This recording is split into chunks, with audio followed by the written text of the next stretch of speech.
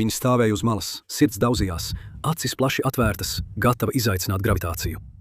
Taču tas, kam vajadzēja būt viņas pirmajam lēcienam, pārvērtās par viņas pēdējo elpu. Sākot no nepareizi sadzirdētām komandām līdz neaizsprādzētām trosēm, šie lēcieni nebija negadījumi. Tie bija katastrofas. Kā vienmēr skatītājiem ieteicams ievērot piesardzību.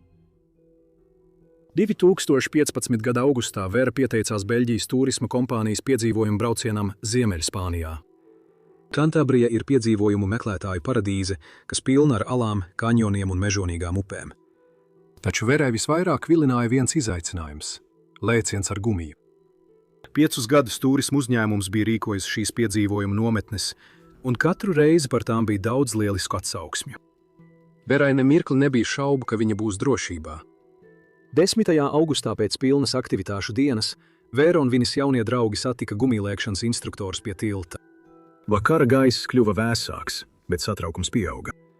Lielākā daļa grupas bija iesācēji bez gumijlēkšanas pieredzes. Pusauģi, piemēram, Vera un arī dažādu vecumu cilvēki. Vera bija sajūsmā. Tas viņai arī bija pirmais tāds gadījums, un viņa visu ceļojumu nespēja par to pārstāt domāt. Vera un vēl 13 pusauģi devās pārgājienā pa zemes ceļu gar izžuvušu upes gultni, līdz nonāca savā lēkšanas vietā, platformā, kas patiesībā atradās zem tilta uz galvenās šosejas. Viens pēc otra pusauģi un viņu 5 vadītāji izmantoja virves, lai uzrāptos zem tilta. Viņi apsēdās uz balstarkiem, kājas karājās zem tiem, kamēr gids sāka sagatavot lēcienu. Un tā, kamēr automašīnas un kravas auto traucās pāri tiltam, pusauģi paskatījās pāri malai uz 105 pēdu kritienu līdz apakšai. Kā tu justos šajā brīdī? Bail? Satraukts? Droši vien abu sajūtu maisījums. Veras nervi trīcēja, kamēr gumijlēkšanas instruktori skaidroja, kā notiks lēciens, taču viņi uzticējās saviem vadītājiem un instruktoriem. Vera vēroja, kā viņas draugiem pie tilta piestiprina bandžī virves, kas aptītas ap potītēm. Viņa uzmundrināja, kad viņi drosmīgi lēca lejā un pēc tam atlēca atpakaļ gaisā, kas droši vien nomierināja viņas nervus. Un pirms Vera to apjauta, bija pienācis viņas kārta lēkt. Viņa bija pēdējā, kas gaidīja platformas augšā. Viens no gidiem, jauns spāņu vīrietis, piesprādzēja Veru viņas drošības sistēmā. Viņš pievilka katru siksnu un pārbaudīja katru sprādzi. Kad viss bija sagatavots, viņš piestiprināja gumijas troses pie viņas ķermeņa, bet tieši šeit viss sāka brukt. Jaunais gids paskatījās Verai sejā un teica: nelec. Tas ir svarīgi. Nelec. Un tā visi bija šokēti, kad Vera aizgāja līdz malai un nolēca. Vera aizlidoja no tilta un traucās pret zemi, gaidot atsitienu, kas viņu izglābs. Bet gumija nebija piestiprināta pie tilta. Nebija nekādas atsitiena. Veras smiekli pēdējā sekundē pārvērtās kliedzienā, kad viņa saprata, ka nav iespējams izbēgt. Bez nekā, kas varētu apturēt viņas kritienu, Vera nokrita uz sausās upes gultnes zemāk. Lai gan viņa galvā bija ķivere, Veras ātrums bija pārāk liels. Viņa nomira uzreiz, kad atsitās pret zemi. Ekskursijas vadītāji izsauca mediķus, bet bija jau par vēlu. Viņi neko nevarēja izdarīt. Vai tu jau esi sapratis, kas notika? Jo tiesai vajadzēja 2 gadus, lai beidzot noskaidrotu, kas tajā naktī nogāja greizi. Galvenā problēma bija tā, ka gumijlēkšanas instruktora angļu valoda bija ļoti vāja, un viņam bija ļoti izteikts spāņu akcents. Kad viņš teica no jump, Vera domāja, ka viņš saka now jump. Tāpēc viņa tā arī izdarīja. Kad 2 cilvēki, kuri nerunā angliski, cenšas saprasties, dažas lietas noteikti pazūd tulkojumā. Bet Verai šie 2 vārdi maksāja dzīvību. Bet tā nebija vienīgā kļūda tajā dienā. Vera bija tikai 17 gadus veca, kad viņa izlēca. Noteikumi aizliedz instruktoriem ļaut lēkt jauniešiem, kas nav sasnieguši 18 gadu vecumu, taču viņi tos neievēroja. Neviens tajā dienā uz platformas nepārbaudīja viņas identifikācijas karti un nejautāja, vai viņai ir vecāku atļauja. Turklāt Spānijā ir nelikumīgi lēkt no ceļa tilta, un turistu grupai nebija nekādu atļauju. Galu galā Spānijas instruktori tika arestēti un izmeklēti par noziedzīgām darbībām. Bija traģiski, ka ar vienu vienkāršu frāzi pietika, lai novestu Veru līdz nāvei. Tas bija līdzīgi tam, kas notika ar Yasaniem Moralesu Gomesu 2021. gada jūlijā. Yasanie stāvēja uz tilta kopā ar savu draugu uz viadukta Kolumbijas ziemeļos.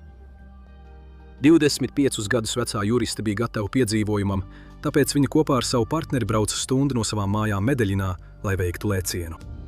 Lai gan gumijlēkšana Kolumbijā tajā laikā bija diezgan jauna, Jasānija ļoti vēlējās to izmēģināt. Sky bungee jumping. Imaga bija uzraudzījusi vairāk nekā 4000 cilvēku, kuri lēc no vietējā tilta. Daudzi cilvēki sajūsminājās par savu pieredzi. Tas bija neaizmirstams laiks. Vienā brīdī tu krīti ar galvu pa priekš no tilta. Nākamajā brīdī gumijas trosīte, kas piestiprināta pie tavas potītes, atlec atpakaļ un izglābj tevi no ūdens 50 metrus zemāk.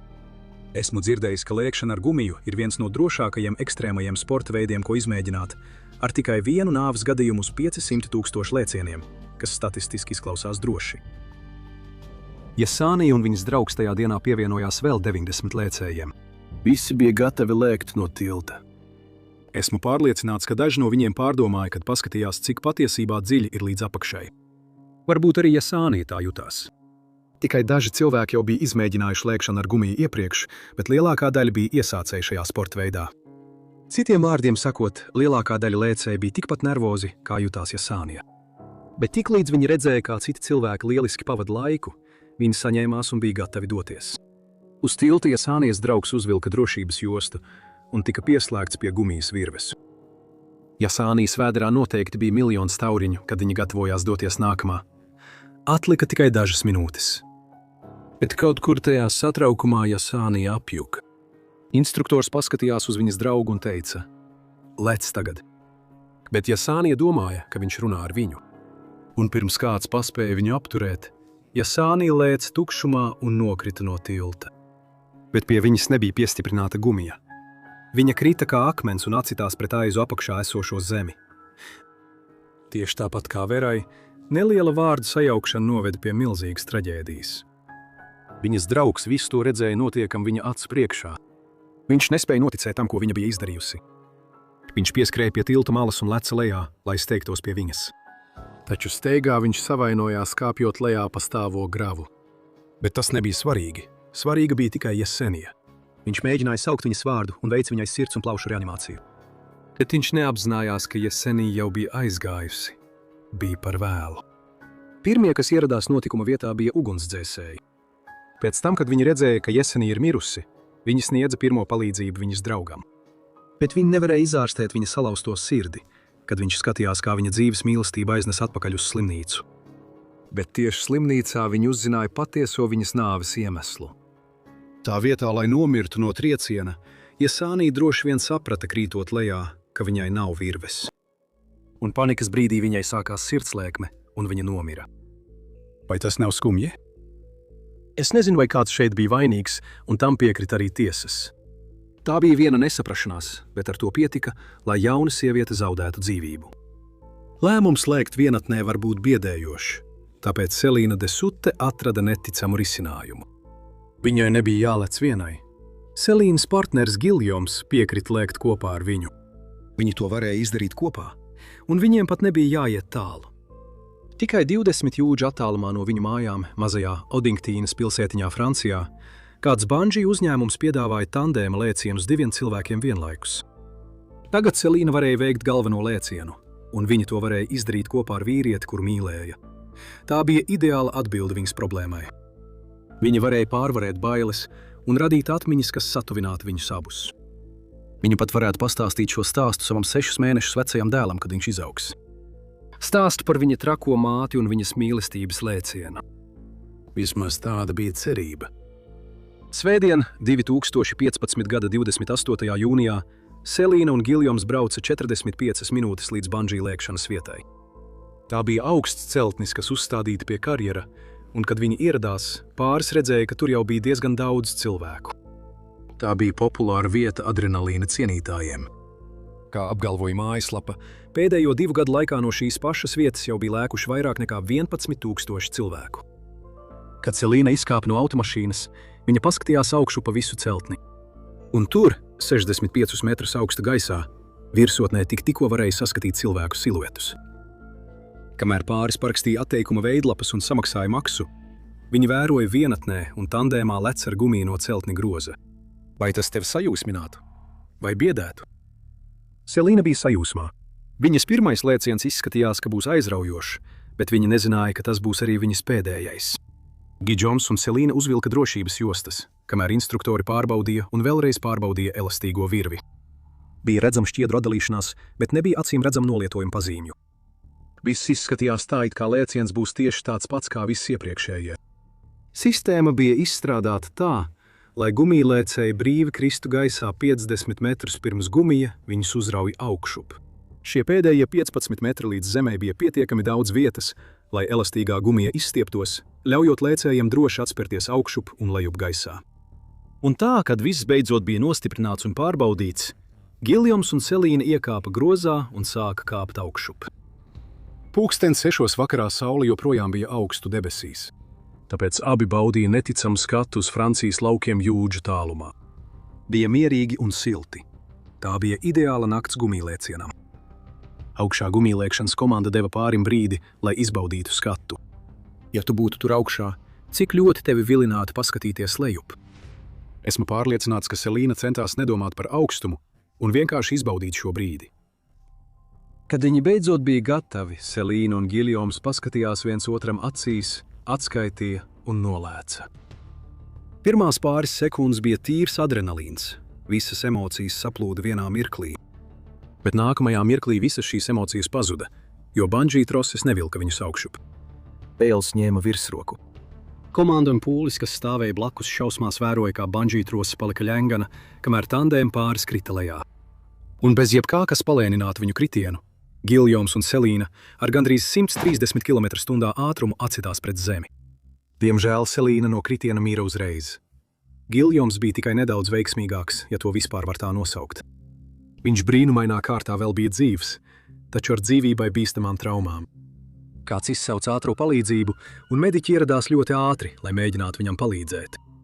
Viņi apstiprināja, ka Selīna ir mirusi, pirms steidzami nogādāja Giljamu uz slimnīcu Lillē, kas atradās 50 jūdžu attālumā. Policija nekavējoties iesaistījās, lai noskaidrotu, kas bija noticis. Vai tā bija noziegums vai vienkārši kļūda? Varas iestādes konfiscēja visu aprīkojumu, tostarp celtni, lai noskaidrotu, vai tā bija reāla aprīkojuma kļūme, vai kāds bija pieļāvis liktenīgu kļūdu. Pēc izmeklēšanas policija arestēja gan ģenerāldirektoru, gan 21 gadu veco darbinieku, kurš tajā dienā strādāja ar celtni. Abi tika apsūdzēti netīšā nonāvēšanā viena drošības aizbīdņa dēļ, kas nebija pareizi aizvērts pirms pāris lēca. Selīnas kritiens bija nelaimes gadījums, bet kas notiek, ja kritiens šķiet kā liktenis? Daudzi no šiem stāstiem ir par cilvēkiem, kuri vienreiz izmēģina gumijlēkšanu un mirst. Bet šis stāsts šķiet īpaši traģisks, jo tieši otrā lēkšana viņai maksāja dzīvību. Cleo de Abreu bija cilvēks, kas dzīvoja savu dzīvi pēc iespējas pilnvērtīgāk. Viņa nebaidījās ne no kā. Kad viņa vēlējās studēt modi un dizainu, viņa nevilcinājās pārcelties no Keiptaunas Dienvidāfrikā uz Londonu, Anglijā. Un kad viņa devās apciemot savu tanti Langeronā, Spānijā, viņa uzreiz meklēja tuvāko piedzīvojumu, kas izrādījās populāra gumijlēkšanas vieta pavisam netālu, patiesībā tikai 5 jūdžu attālumā. Tas bija pārāk vilinoši, lai palaistu garām.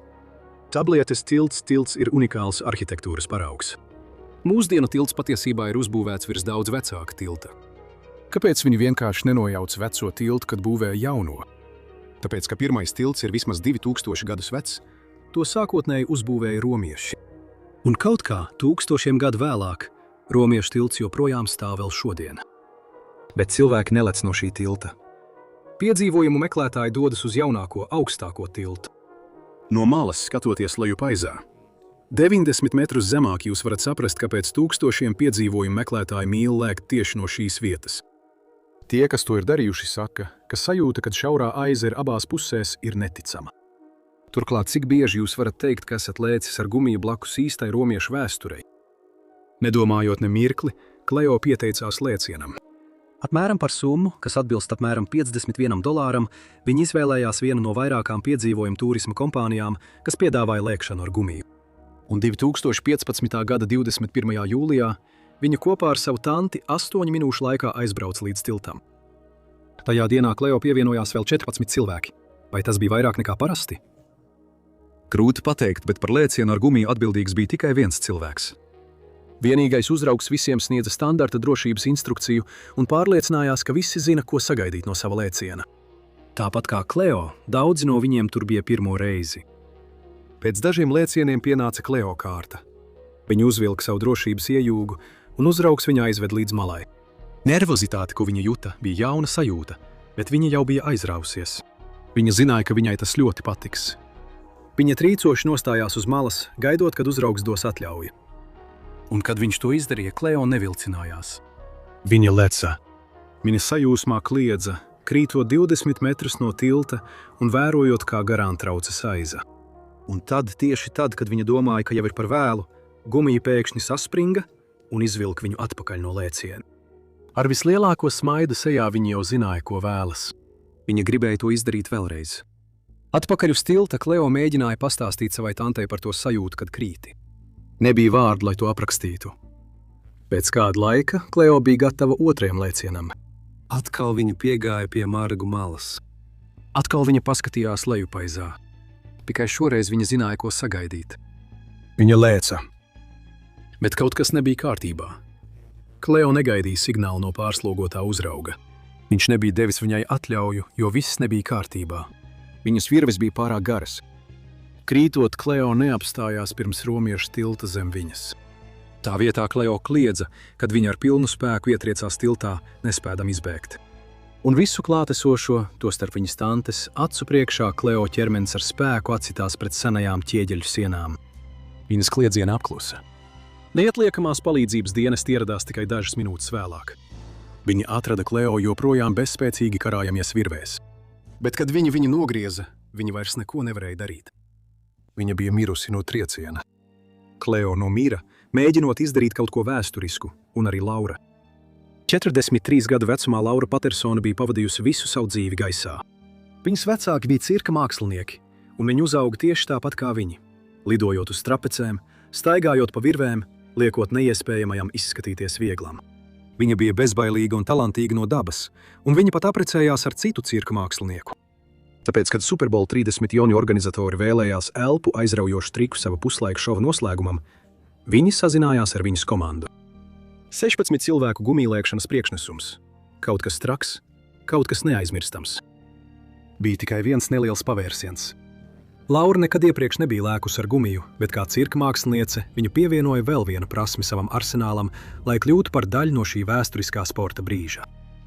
Laura, viņas vīrs, viņas māsa un vēl 13 cilvēki piekrita uzstāties, un viņi izveidoja priekšnesumu, kas bija lieliski piemērots gan televīzijai, gan klātienes skatītājiem. Nedēļu pirms izrādes komanda smagi strādāja, lai pilnveidotu savas programmas. Stundām ilgi tika pieslīpēts laiks atbilstoši mūzikai un koordinēti vairāk nekā ducis cilvēku uz gumijas auklām.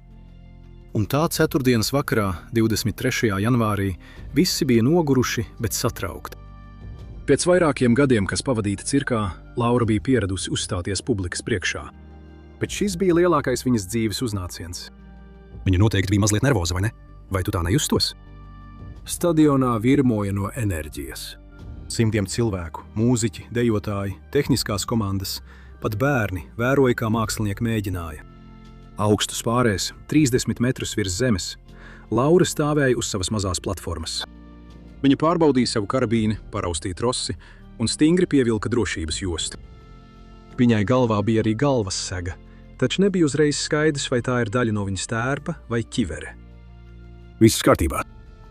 Tad viņa dziļi ievilka elpu un leca. Viņas pirmais atlēciens bija perfekts. Bungijs izstiepās un uzrāva viņu atpakaļ augšā, tieši kā tam vajadzēja būt. Viņas otrais atlēciens bija vienmērīgs. Viss joprojām šķita pareizi. Bet trešajā kritienā kaut kas nogāja greizi. Laura neatlaicās atpakaļ, kā tam vajadzēja būt. Viņa vienkārši nokrita un stipri atsitās pret zemi. Viņas ķermenis atlēcās atpakaļ kā lupata lelle, bet viņa nekustējās. Viņas vīrs un māsa iekliedzās un steidzās pie viņas. Ieradās arī mediķi, cenšoties viņu atdzīvināt. Viņi noņēma viņai galvas aizsargu, un tad viņi ieraudzīja bojājumus. Trešais kritiens, kam vajadzēja būt viņas pēdējam šajā vakarā, izrādījās pēdējais viņas dzīvē. Laura bija mirusi uzreiz pēc trieciena. Šovbiznesā saka, ka izrādē jāturpinās. Super Bowl organizatori klusi izņēma gumijlēkšanas priekšnesumu no šova. Bet Laura bija vairāk nekā tikai izrāde. Viņa bija cilvēks ar kaisli. Svētdienas vakarā Patriots un Packers pārtrauca savu spēli klusajam puslaika šovam. Visi uzstājošie nēsāja baltu lentīti Lauras piemiņai. Tā bija neliela, bet spēcīga žests. Tas bija veids, kā visam pūlim pateikt: Laura, mēs tevi atceramies. Tas nebija tikai izrāde. Tas bija pēdējais atvadu sveiciens. Katrā no šiem stāstiem drosmīgas sievietes riskēja ar visu, lai justos dzīves. Un jā, viņu stāsti mums atgādina, ka dzīve ir trausla. Bet es ticu, ka viņi mums nesaka tikai dzīvot drosmīgi. Viņi mums rāda, kā tas tiek darīts. Vēlies atbalstīt kanālu? Pievienojies, lai iegūtu ekskluzīvas priekšrocības. Paldies, ka skatījāties, un tiekamies nākamajā reizē. Esi drosmīgs un dzīvo drosmīgi.